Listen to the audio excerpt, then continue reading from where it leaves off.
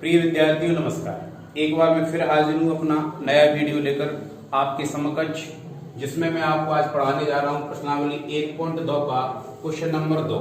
लेकिन इससे पहले मैं जो क्वेश्चन नंबर 2 आपको पढ़ाने के लिए जा रहा हूँ उसमें कुछ सामान्य बातें मैं आपको बताने जा रहा हूँ। ठीक है, इन पर जरा गौर कीजिए। वैसे ये है कि पिछली कक्षाओं में आप इन सारी बातों को पढ़ चुके हो, लेकिन फिर भी हमारा दायित्व है कि आपको ये सारी चीजें बताई जाएं, उसके बाद आपको प्रश्न बताया जाए। तो आशा करता हूं कि वो क्वेश्चन बहुत आसान हो जाएगा और समझ में आएगा। तो देखिए, सामान्य कथन या परिभाषा है महत्तम समापवर्तक, जिसको कहते हैं HCF, हाईएस्ट कॉमन फैक्टर। ठीक है, हिंदी में जिसको कहते हैं शॉर्ट फॉर्म में लघु रूप में MSP। तो ये क्या होता है? तो परिभाषित इस प्रकार से कर सकते हैं कि दो या दो से अधिक, कम नहीं होना चाहिए, दो या दो से अधिक संख्याओं का महत्तम समापवर्तक वह बड़ी से बड़ी संख्या है जो दी गई समस्त संख्याओं का गुणनखंड होती है। कहने का आशय यह है कि जो संख्या मसक निकल के आती है उस संख्या में उन सभी संख्याओं का भाग जा सकता है जिन संख्याओं का मसक अपन ने निकाला है। ठीक है, अब इसे लघु रूप में अपन मसक कहते हैं और इसे निकालने की जो विधियां होती है वो दो प्रकार की होती है। तो पहली प्रकार की होती है अभाज्य गुणनखंड विधि और दूसरी होती है भाग विधि।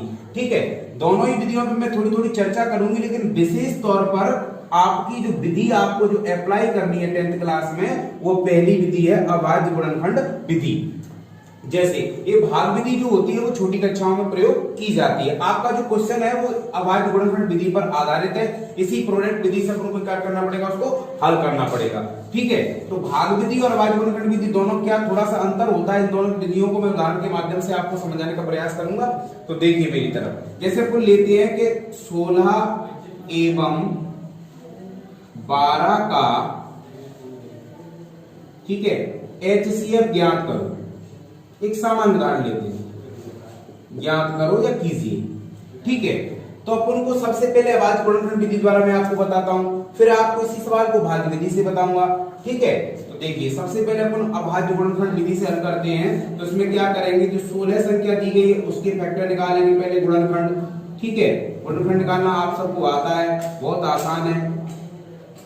ठीक है, इस प्रकार से 16 के गुणनखंड प्राप्त हुए अपन को। अब अपन 12 दूसरी संख्या दी गई है 12, तो इस 12 के गुणनखंड निकालेंगे। तो इस प्रकार से इसके फैक्टर अपन को ये प्राप्त होंगे। ठीक है, अब क्या करना है, जो फैक्टर दिए गए हैं उन संख्याओं के फैक्टर उन संख्याओं के सामने लिखने हैं। तो 16 के फैक्टर है अपने 2 इंटू 2 इंटू 2 इंटू 2। ठीक है, और 12 जो 12 दी गई उसके फैक्टर इस प्रकार से हैं 2 इंटू 2 इंटू 3। अब इन दोनों संख्याओं के गुणनखंडों में जो संख्या आपको कॉमन दिख रही है, ठीक है, उनकी पेयर बनाते हैं कॉमन। तो देखिए कॉमन किस प्रकार से, एक संख्या ऊपर 2 है नीचे भी 2 है, तो एक ही पेयर बन जाती है जोड़ा। ऊपर भी एक संख्या नीचे भी एक संख्या, तो यहाँ पर ये दोनों संख्याएं कॉमन मिल रही, दोनों ही फैक्टरों में गुणनखंडों में। इन कॉमन संख्याओं को बाहर निकाल लेते हैं और इनका अपन मल्टीप्लाई करते हैं, गुणा करते हैं। तो जो अपन को गुणनफल प्राप्त होता है वही अपना क्या होता है, उत्तर होता है, आंसर होता है। ठीक है, ये आपने पहली विधि से सवाल को हल किया था। अब इसी सवाल को अपन भाग विधि से अपन देखते हैं। तो भाग विधि में 16 की संख्या है और 12 दी गई है। तो उसमें एक नियम लगता है कि सबसे पहले सबसे छोटी संख्या का भाग बड़ी संख्या में दिया जाता है। कहने का आशय है कि दो संख्याएं जो प्राप्त होंगी, 3 संख्या जो प्राप्त होंगी, तो सबसे छोटी संख्या का भाग सबसे बड़ी संख्या में दिया जाता है। 2 से अधिक संख्याएं भी हो सकती हैं। तो यहां पर अपन देखते हैं कि 12 जो संख्या है वो 16 से छोटी है। इस प्रकार से 12 का भाग अपन कितने में देंगे भैया, 16 में देंगे। ठीक है, तो 16 में देंगे तो 12 एकम 12, शेषफल के तौर पर उनको 4 प्राप्त होगा। अब यहाँ पर ये संख्या जो शेषफल है वही क्या बन जाएगी, भाजक बन जाएगी। ठीक है, इस संख्या में इसका दे दिया जाएगा भाग। तो अब ये शेषफल जो बचा हुआ है इसका इस वाली संख्या में देंगे भाग। और ये क्रिया जब तक करते हैं जब तक शेषफल शून्य प्राप्त नहीं हो जाता।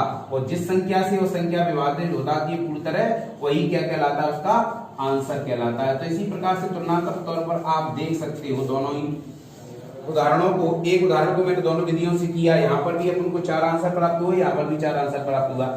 चूंकि ये विधि आपको नहीं करनी है लेकिन फिर भी मैंने बताया, तो अभाज्य गुणनखंड विधि द्वारा अपन क्वेश्चन नंबर 2 को हल करेंगे प्रश्नावली 1.2 2 के। तो देखिए अब क्वेश्चन की तरफ अपन आगे बढ़ते हैं। क्वेश्चन की तरफ आगे बढ़ने से पहले एक छोटी सी परिभाषा अपन और पढ़ेंगे, उसके बाद अपन क्वेश्चन की तरफ अग्रसर होंगे। तो लघुत्तम समापवर्तक एलसीएम, लॉवेस्ट कॉमन मल्टीपल की भी परिभाषा अपन जान लेते हैं। 2 या 2 से अधिक संख्याओं का एलसीएम वह छोटी से छोटी संख्या होती है जो दी गई संख्याओं का एक उभयनिष्ठ होता है। उभयनिष्ठ का मतलब कॉमन, गुणज होती है। यहाँ पर छोटी से छोटी संख्या थी, वहां पर बड़ी से बड़ी संख्या है। इतना सा इन दोनों में अंतर है। अब इन्हीं परिभाषाओं के आधार पर अपन प्रश्नावली 1.2 के क्वेश्चन नंबर 2 को हल करेंगे। बहुत आसान सवाल है, बहुत ही सिंपल तरीके से मैं आपको बताने का प्रयास करूंगा। तो देखिए अब क्वेश्चन की तरफ अपन की ओर। प्रश्न इस प्रकार से देखिए, पूर्णांकों के निम्नलिखित गुणों के एचसीएफ और एलसीएम अपन को सबसे पहले फाइंड करने, ज्ञात करने तथा इसकी जांच कीजिए कि 2 संख्याओं का गुणनफल एचसीएफ और एलसीएम है। एक सूत्र होता है कि 2 संख्याओं का गुणनफल बराबर होता है एलसीएम और एचसीएफ, ये दिया गया है। जब जब 2 संख्याओं का जिनका गुणनफल अपन निकाल लेते हैं, ठीक है, और उनका एचसीएफ और एलसीएम निकालने के बाद गुणा करते हैं तो दोनों का आंसर क्या है, समान आता है। एलएचएस बराबर आरएचएस होता है। ये बात अपन को सबसे पहले एलसीएफ फाइंड करना है, फिर एचसीएफ फाइंड करना है। फाइंड करने के बाद इन दोनों की अपन को जांच भी करनी है कि 2 संख्याओं का गुणनफल एचसीएफ एलसीएम के मल्टीप्लाई या गुणनफल के बराबर होता है कि नहीं होता है। तो किस प्रकार से अपन हल करेंगे, इससे पहले मैं आपको इसकी सामान्य जानकारी दे चुका हूं। अब आपकी समझ में बहुत आसान तरीके से आएगा, ठीक है, क्योंकि मैं बता चुका हूं कि एचसीएफ क्या होता है, एलसीएम क्या होता है, उनको निकालते हैं, निकालने की विधियां क्या होती हैं। तो यहाँ पर अपन अभाज्य गुणनखंड विधि का प्रयोग करते हुए दोनों को हल करेंगे। तो सबसे पहले अपन क्वेश्चन नंबर 1 के बल को देखते हैं। देखिए 26 और 91 को हल करेंगे। मेरी तरफ आप ध्यान दीजिए, मैं किस तरीके से सवाल को हल कर रहा हूं, आप देखने का प्रयास करेंगे। तो सबसे पहले अपन को क्या करना है, जो 26 संख्या दी गई है उसकी अपन को गुणनखंड निकालनी है। जैसे अपन पूर्व में गुणनखंड निकाल रहे थे, तो इस संख्या को 2 से विभाजित करते हैं तो ये 13 मतलब 13 बार विभाजित होती है। उसके बाद इस संख्या को 13 से विभाजित करेंगे तो अपन को यहाँ पर 1 प्राप्त हो जाता है। इस प्रकार से 26 के अपन को गुणनखंड प्राप्त हुए 2 × 13, ठीक है। इसी प्रकार से अपन 91 के गुणनखंड निकालेंगे। तो 91 के गुणनखंड निकालेंगे तो 91 संख्या क्या होती है, विषम संख्या होती है जो 7 से विभाजित होती है। 13 × 91 ऐसे, ठीक है। अब यहाँ पर अपन को 1 प्राप्त होता है, ठीक है। तो 91 के फैक्टर 91 के सामने लिखेंगे अपन, तो 7 × 13। अब अपन को इन फैक्टर से एलसीएम फाइंड करना है और एचसीएफ फाइंड करना है। तो कैसे फाइंड करेंगे, देखिए इधर सबसे पहले अपन एचसीएफ फाइंड करते हैं तो भाषा लिखेंगे 26 और 91 का एचसीएफ। तो एचसीएफ निकालने के लिए मैंने आपको बताया था कि जो कॉमन संख्या होती है उसे निकाला जाता है। तो यहाँ पर तो एक ही कॉमन संख्या मिल रही है, तो यही क्या होगा, इसका एचसीएफ होगा, ठीक है। अब नीचे जब एचसीएफ प्राप्त हो गया तो एलसीएम प्राप्त करेंगे। तो 26 और 91 का एलसीएम, ठीक है। एलसीएम में क्या करेंगे, सबसे पहले जो कॉमन दी गई है उनको लिख देते हैं, उसके बाद शेष बचे हुए गुणनखंडों को भी गुणनफल के रूप में लिखेंगे। तो 2 × 7। अब इसका मल्टीप्लाई कर लीजिए आप, ठीक है। तो 13 तो यही है और ये 7 दूनी 14, इन दोनों का मल्टीप्लाई करेंगे तो ये आ जाएगा 182 मतलब 182। इस प्रकार से दी गई संख्याओं का एलसीएम अपन को प्राप्त हुआ 182 और एचसीएफ प्राप्त हुआ अपना 13। अब इनकी अपन को क्या करनी है, जांच करनी है। क्या करनी है, जांच करनी है, सिद्ध करना है। तो यहां लिख देंगे अपन जांच, और जांच करने से पहले जो सूत्र दिया गया है उसे लिखेंगे। सूत्र क्या दिया सवाल में, देखो 2 संख्याओं का गुणनफल। तो लिखो यहीं से 2 संख्याओं का गुणनफल, 2 संख्याओं का गुणनफल बराबर होता है HCF × LCM, ठीक है। अब अपन को 2 संख्या दी गई, तो संख्या कौन कौन सी, जिनका एलसीएम एचसीएफ हमने फाइंड किया। तो पहली संख्या यह है, दूसरी संख्या यह है। तो 26 × 91, ठीक है, या पहली संख्या दूसरी संख्याओं का गुणनफल, ये गुणा करना है अपन को, बराबर एचसीएफ अपन को प्राप्त हुआ है 13 और एलसीएम अपन को प्राप्त हुआ है 182। इन दोनों का मल्टीप्लाई करेंगे, यदि दोनों बराबर आ जाते हैं तो अपना सवाल सिद्ध हो जाएगा। तो गुणा करने पर अपन को ये संख्या प्राप्त हुई है 2366, ये भी प्राप्त हुई है 2366। कहने का मतलब एलएचएस आरएचएस के बराबर है, तो दिया गया कथन अपना सिद्ध होता है। यही अपना क्या था, आंसर था। तो आप अंत में लिख सकते हो सिद्ध हुआ। ठीक है, इसी प्रकार से इस क्वेश्चन में जो अदर क्वेश्चन दिए गए हैं उनको हल करेंगे, बिल्कुल सामान्य विधि है। देखिए भैया जी, अब अपन आगे बढ़ते हैं, तो इसका पार्ट सेकंड लेते हैं। इसमें पार्ट सेकंड में ठीक उसी प्रकार से जैसे पार्ट 1 अपन ने किया था उसी प्रकार से करेंगे हल। तो 5 से 10 के पहले अपन को फैक्टर प्राप्त हुए, ठीक है, फिर 92 के अपन को फैक्टर प्राप्त हुए। इन फैक्टरों को 5 से 10 के फैक्टर 510 के सामने लिखेंगे और 92 के फैक्टर 92 के सामने लिखेंगे। ठीक है, अब एचसीएफ ज्ञात करने के लिए इन दोनों में कॉमन देखेंगे, उभयनिष्ठ देखेंगे। तो इन दोनों फैक्टरों में जो कॉमन मिल रहा है वो कितना मिल रहा है, 2 मिल रहा है केवल। तो इन 510 और 92 का एचसीएफ कितना हो जाएगा, मात्र 2। ठीक है, अब इसका एलसीएम निकालेंगे तो 5 से 10 और 92 का एलसीएम निकालेंगे तो सबसे पहले जो कॉमन संख्या दी रहती है उसको लिखा जाता है, उसके बाद शेष बचे हुए फैक्टरों को लिखा जाता है। तो कॉमन एक ही पेयर यहाँ पर बन रही थी तो 1 2 यहाँ पर लिख दिया अपन ने, फिर ये इंटू लगा के 2, फिर इंटू लगा के 3, फिर इंटू लगा के 5, फिर इंटू लगा के 17, फिर अंत में अपन को 23 लिख दी सुविधा के अनुसार।